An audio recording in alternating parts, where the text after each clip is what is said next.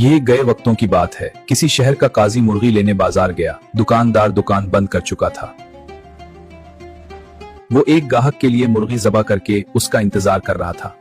काजी साहब ने कहा, यही मुर्गी दे दो। दुकानदार ने कहा, मैं मुर्गी के मालिक को क्या जवाब दूंगा। काजी साहब ने कहा, गाहक से कह देना मुर्गी उड़ गई। बात बढ़ेगी तो मामला मेरे पास ही आएगा। दुकानदार ने मुर्गी काजी को दे दी। कुछ ही देर में वो गाहक ऑन पहुंचा जिसकी मुर्गी थी। मुर्गी तलब करने पर दुकानदार ने बताया कि मुर्गी उड़ गई है। वो न माना और दुकानदार को पकड़कर काजी के पास चल दिया। रास्ते में दो अफराद झगड़ रहे थे। दुकानदार बीच बचाव कराने लगा तो उसकी उंगली लड़ने वालों में से एक शख्स की आंख में लग गई, जिससे उसकी आंख जाया हो गई। वो यहूदी था। सो वो भी अपना मामला लेकर काजी की तरफ साथ ही चल पड़ा। दुकानदार बहुत परेशान था। इंसाफ मिलेगा कि मुर्गी के मामले में तो काजी बचा लेगा, मगर उसके मामले में क्या होगा। दुकानदार सोच सोच कर इतना परेशान हुआ कि अचानक हाथ छुड़ाकर भागा और मस्जिद के मीनार पर चढ़कर नीचे कूद गया। नीचे एक बूढ़ा शख्स खड़ा था। दुकानदार सीधा उस पर गिरा और वो बूढ़ा शख्स वहीं मुड़ गया।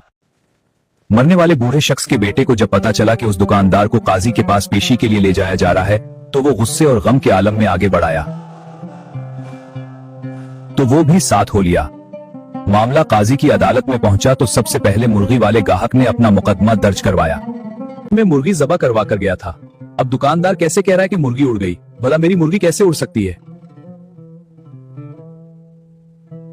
काजी ने मुद्दई को गुस्से से देखा और कहा, क्या मरने के बाद दोबारा जिंदा होने पर तुम्हारा ईमान नहीं है। ये सुनकर वो डर गया कि कहीं कुफर का फतवा ना लग जाए। ने कहा, बिल्कुल, मैं मरने के बाद दोबारा जिंदा किए जाने पर यकीन रखता हूँ।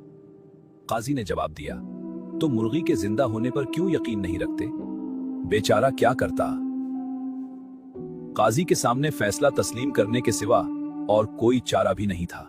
अब काजी के पास दूसरा मुकदमा था कि दुकानदार ने एक यहूदी को नुकसान पहुंचाया था और वो यहूदी किसास का तलबगार था। काजी, मैं किसास चाहता हूँ।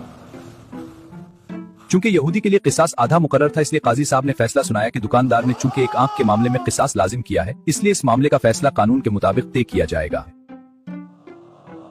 बेहतर है कि दुकानदार यहूदी की दूसरी आंख भी फोड़ दे और यहूदी बदले में निस्फ किसास यानी दुकानदार की एक आंख फोड़ेगा। फैसला सुनते ही यहूदी की सुटी गुम हो गई। उसे महसूस हुआ कि अगर मामला आगे बढ़ा तो नुकसान उसके लिए भी बहुत बड़ा हो सकता है। सो उसने अपनी जान बचाने के लिए दुकानदार को माफ कर दिया। अब तीसरे मुकदमे में बूढ़े का बेटा काजी के रूबरू पेश था। काजी जी ने मामला तवज्जो से सुना और फैसला सुनाया, दुकानदार को मस्जिद के उसी मीनार के आगे खड़ा कर दिया जाए और मरने वाले बूढ़े का बेटा काजी के हुक्म पर इंसाफ के तकाजे को पूरा करने के लिए मीनार के करीब मौजूद था ताकि किसास का फैसला मुकम्मल हो सके। बूढ़े के बेटे ने कहा, काजी साहब, अगर दुकानदार जरा सा भी इधर उधर हुआ तो मेरी अपनी जान चली जाएगी। तुम्हारा बाप भी तो एक लम्हे में इधर उधर हो सकता था ना। आखिर में लड़के ने भी सब कुछ सोच समझ कर दुकानदार को माफ कर दिया और यूं मामला एक परामन इंजाम को पहुंच गया। और आखिर में लड़के ने काजी साहब की तरफ देखकर मुस्कुराते हुए कहा, काजी साहब, यहाँ तो इंसाफ नहीं, पूरा उल्टा हिसाब चल रहा है।